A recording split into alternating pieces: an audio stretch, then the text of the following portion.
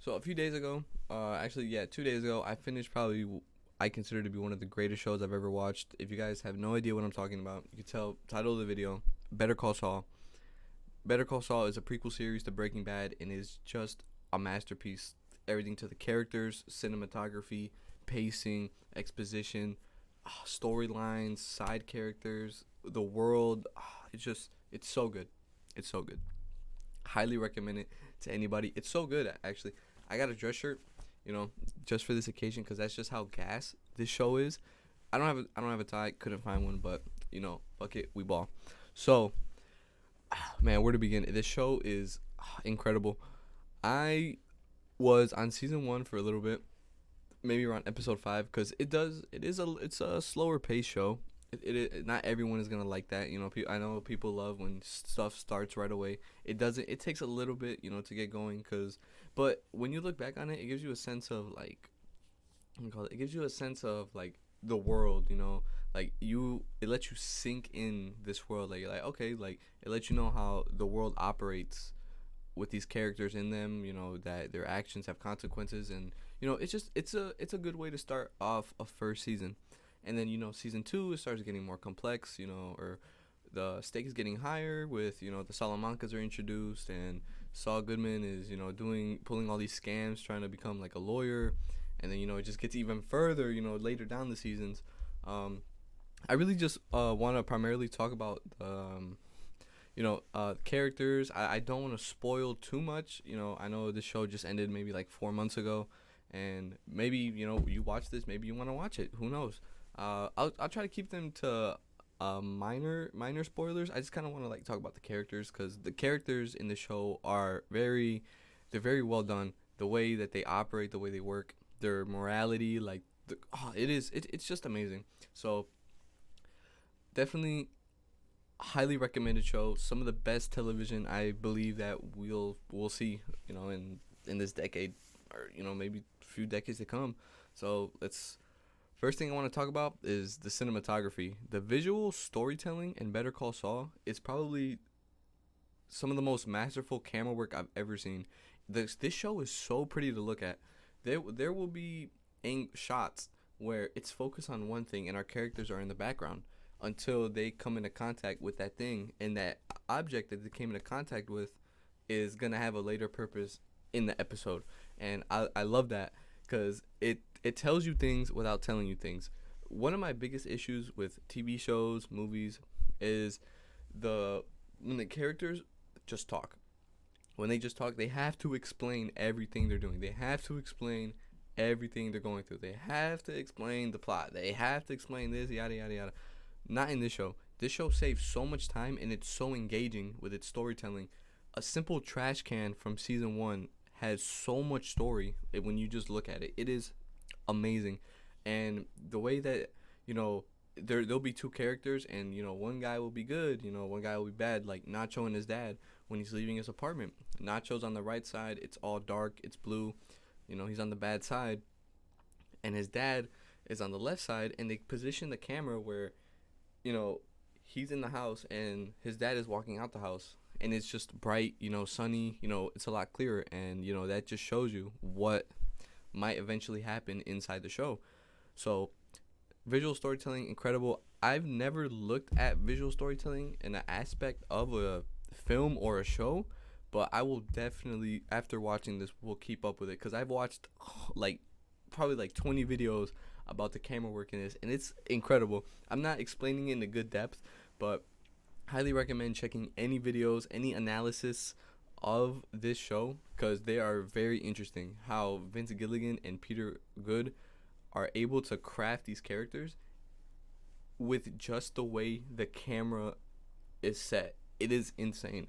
So the characters, every single character in this show, whether you hate him, her, you hate him, you hate her, you love him, you love her, you despise this guy, but you don't want this guy to die, this minor character on the side of the street, every character is amazing. Every character has a purpose. No character is off to the side. They won't bring in one character, not show them for the rest of the season or the rest of the show. That's it. No, there's no throwaway characters. That's why I love it. They always leave that, option open. And man, the main cast with James McGill, Kim Wexler, Chuck, Howard, and Mike, and Nacho. I consider him part of the main cast. Nacho's probably the main cast. All played perfection. Bob Odenkirk, he deserves like so many awards. He's literally perfected Jimmy McGill and Saul Goodman. Like, you see it, it's like a flip. It's like a switch. When it comes to just his facial expressions, his mannerisms, he talks a lot with his hands. Like, when he's talking to people, he's like, like, it's like, it's amazing. And Mike Ehrmantraut, I love my boy Mike. Probably one of my favorite characters in all of the Breaking Bad universe. You see him go and explore about how his life, how he was a cop, and it's just fantastic. There's a lot of other characters I want to talk about, but there's one villain that I want to talk about that really stood out to me. And you're probably just like, what, bro? Like, how? Like, there's no way. Gustavo Fring is in here. Tuco's in here. Hector Salamanca's in here. And the twins are in here. Like, who can get better than that? The best villain that's in this show, in my opinion, and I think a lot of people would agree, is Lalo Salamanca.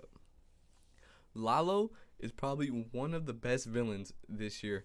If you guys have no idea, or if you guys have haven't made it that far, Lalo comes towards the end. He's not really much in the beginning. He comes towards the later half of the show, and wow, this guy.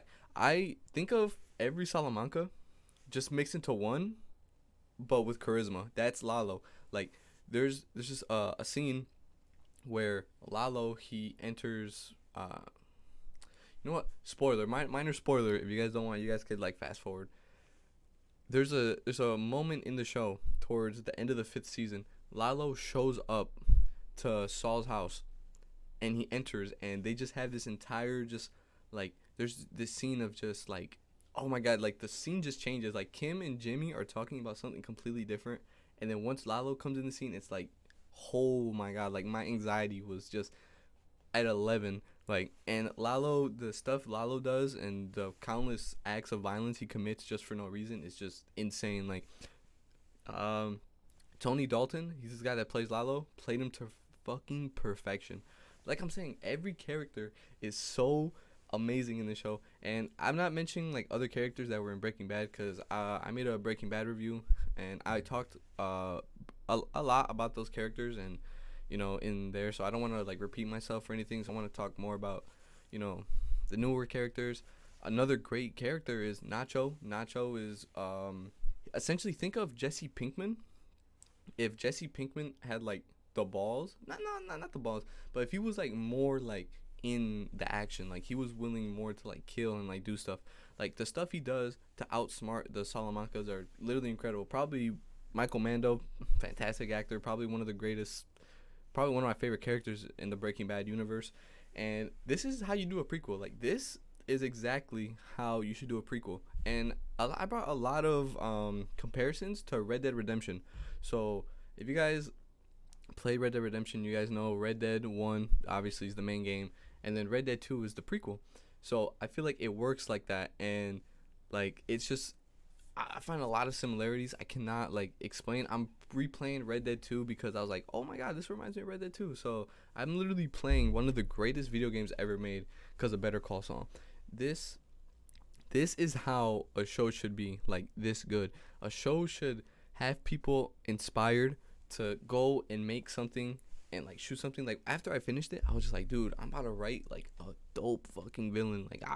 This show makes me just want to write just characters and oh my god, I love it. Vince Gilligan, Peter Good, you guys are amazing. You guys are some of the greatest writers of all time. And then on top of characters, camera work, villains, this show has a sense of humor. It's got humor. There's anxiety moments. There's moments of, oh my god, there was moments in this show where I was oh my god, is Saul gonna die? And it'd be the third, and it would be the 4th season, but obviously he's gonna live because he's in Breaking Bad. But that's just how good it is, and how great the story, how, oh my god, everything about it is just fantastic. The pacing is really good in my opinion.